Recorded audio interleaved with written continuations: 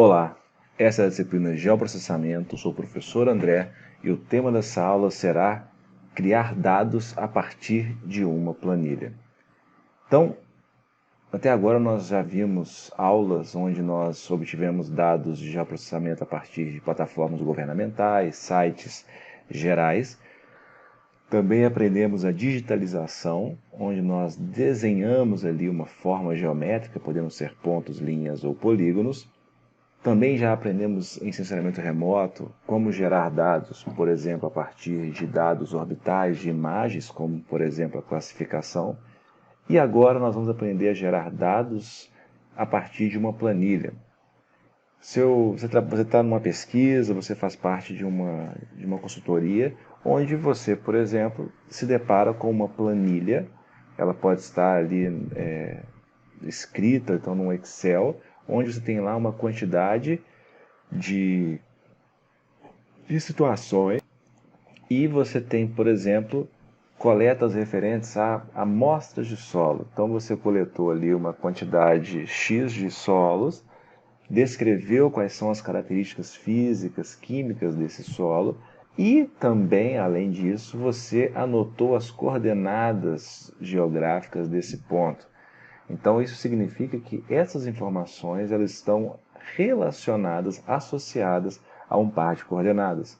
Desta maneira é possível que você insira esses dados no QGIS. É o que nós vamos aprender nesse momento, que é a geração de dados a partir de dados tabulares. Então vamos abrir o nosso projeto do QGIS e vamos salvar a nossa aula de hoje. Hoje nós estamos aqui com a aula 7, que é a aula de criação de dados a partir de uma planilha.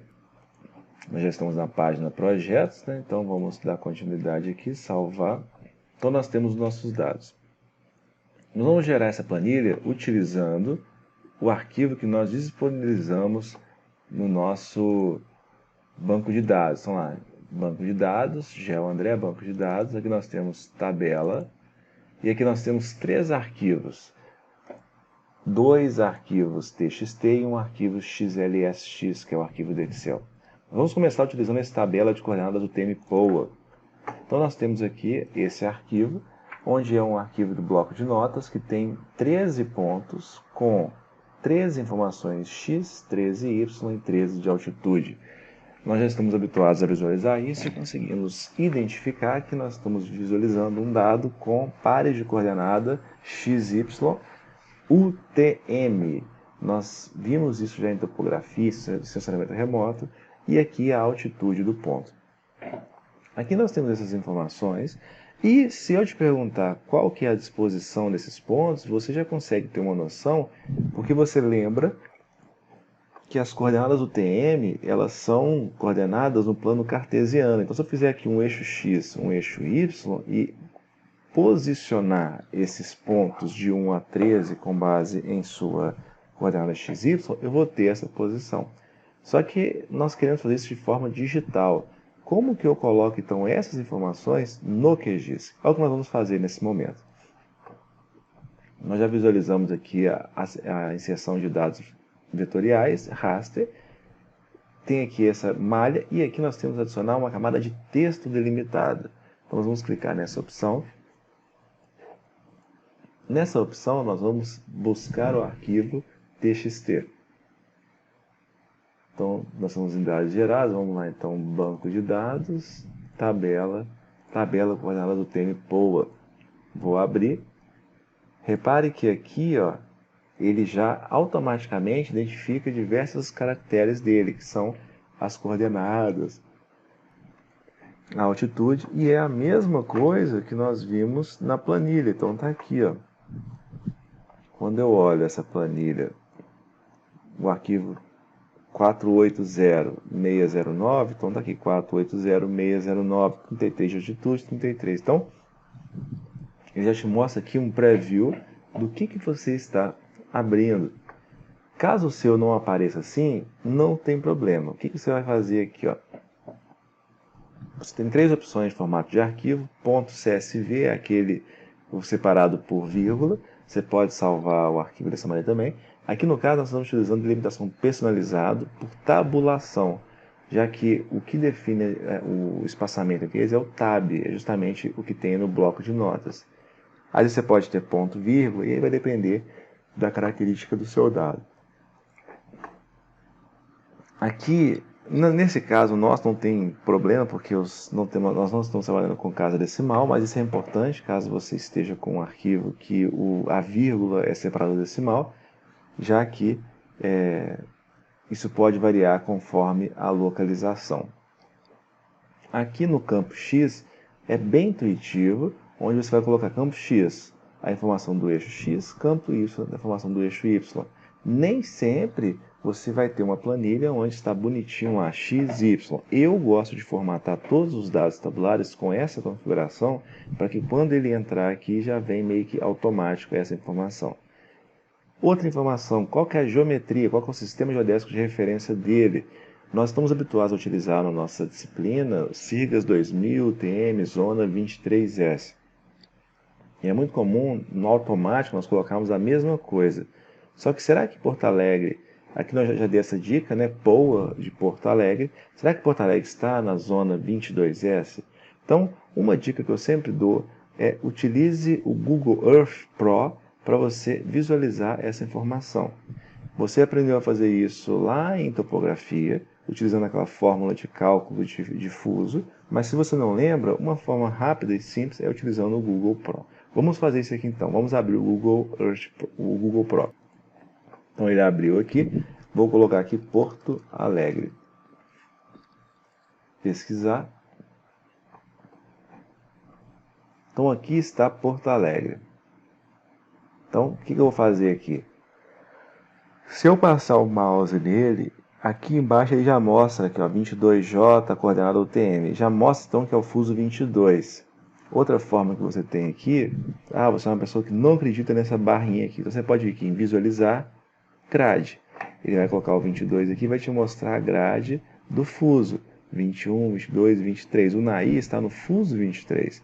Ah não, André, o meu não está aparecendo isso. Nesse caso, relembrando o que nós vimos lá em sensoramento remoto, você vai aqui em ferramentas, opções, e você vai marcar aqui essa opção, universal transversa de Mercator.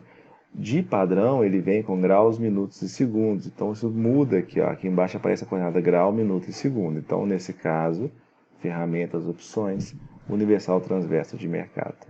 Então, nós já confirmamos que é 22. Nesse caso, já está aqui, ó, SIRGAS 2000, temos onda 22S. Estão tudo ok. Vou dar um adicionar. E close. Repare que aqui agora então aparecem os pontos que estavam na planilha. Se eu abrir a tabela de atributos dele aqui, ó, ele me mostra justamente o que? 13 pontos, que é justamente aquilo que nós visualizamos na nossa planilha. Só que se eu vier na propriedade do arquivo, eu vou ver aqui que ele é um arquivo aqui, ó, delimitado por texto. Ele é um arquivo TXT, ele ainda é um arquivo de planilha. Nesse caso, é fundamental que nós façamos a conversão, exportar, salvar feições como nós vamos salvar agora como shapefile. E vamos salvar na pasta de hoje, dados gerados, aula 7. O nome dele vai ser tabela coordenadas. Vou colocar aqui coordenadas POA. Eu já vou saber o que é. Não é bom ficar colocando nomes muito extensos, não. Ele já mantém aqui o sistema geodésico de referência que já veio. E aqui, se eu desmarcar, e ali está o coordenadas POA. Ok, removi. Se eu abrir a tabela de atributos dele aqui, vai mostrar justamente essas mesmas informações. Onde que isso está? Já vimos na aula passada que nós podemos utilizar aqui a ferramenta web, Google. Vamos visualizar onde que está onde estão esses pontos. Então eles estão localizados aqui, ó. Vou colocar uma cor mais interessante. Então tá aqui, ó, os pontos.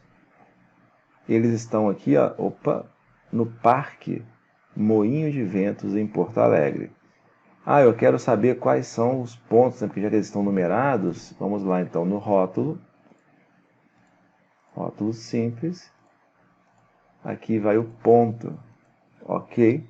Então ele mostra aqui, ficou uma cor um pouco contraste, vamos melhorar esse contraste aqui. Então tá lá, ó, ponto 1 até o ponto 13. Então dessa maneira eu tenho aqui esses pontos e eu consigo agora fazer um mapa mostrando a distribuição dos pontos em função dos seus números. Ah, você quer colocar aqui também a altitude dele? Você pode colocar. Você pode vir aqui onde está ponto, você pode colocar a opção altitude. Dessa feita, ele vai colocar a altitude do ponto ao invés do número dele. Então, nós aprendemos a inserir dados a partir de planilha e agora você tem condições de fazer a próxima atividade, que é, no caso aqui, utilizando dados tabulares. Nós vamos utilizar na próxima atividade dados provenientes de uma colhedora. Você vai ver que é basicamente essa mesma informação, nessa mesma configuração que nós visualizamos agora. Então, esse foi o conteúdo desse momento. Muito obrigado e até mais.